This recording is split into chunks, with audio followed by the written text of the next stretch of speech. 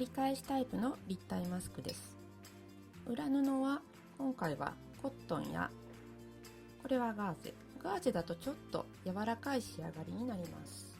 表生地はこちらは薄めのデニム、これはシーチングを使いました。材料は横26センチ、縦18センチの布が2枚です。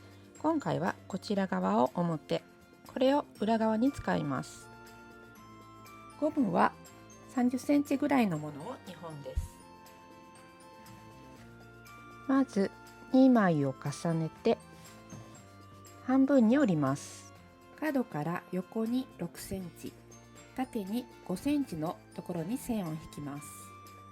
下も同じように横に6センチ、縦に5センチのところに線を引きます。線を引いたところを切り取ります。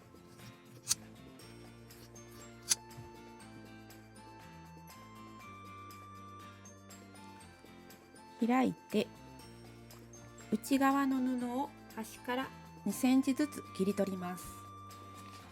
型紙を使うときは2センチのところで折って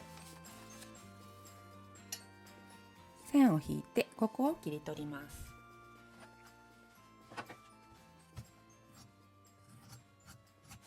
表布と中表に合わせます。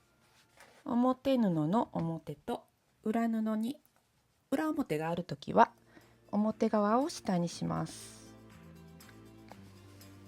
上と下を1センチの縫い代で縫います。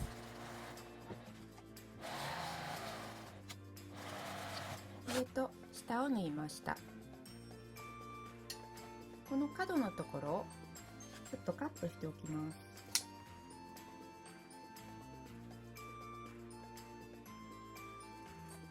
ひっくり返した時に角をきれいに出すためです。表に返します。指を入れて角を出すように、角が出にくい時はハサミの角とかで押すようにするときれいに出ます。アイロンを当てます。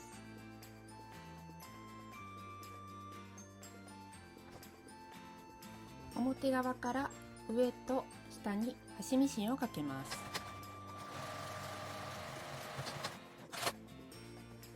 半分に折って手でちょっと強く押して真ん中に印をつけます。真ん中に向かって上下を折ります。裏布がきれいに入るように指でこうならすようにして折ります。上下にアイロンを当てて端ミシンをかけます。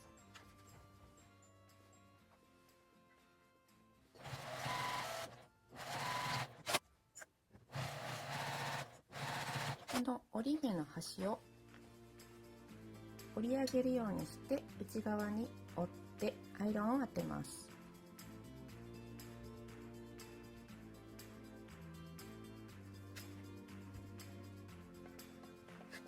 さらに2センチくらい、2センチ弱ぐらい折り上げてアイロンを当てます。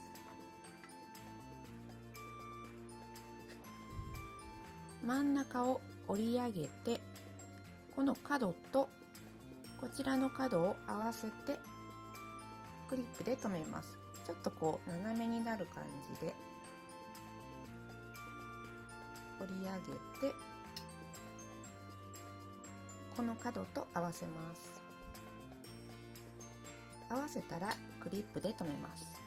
反対も同じように折り下げてこれをちょっと斜めに折ってこの角と合うように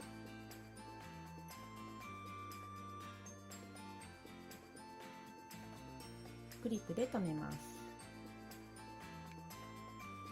このようになります。両端にミシンをかけます。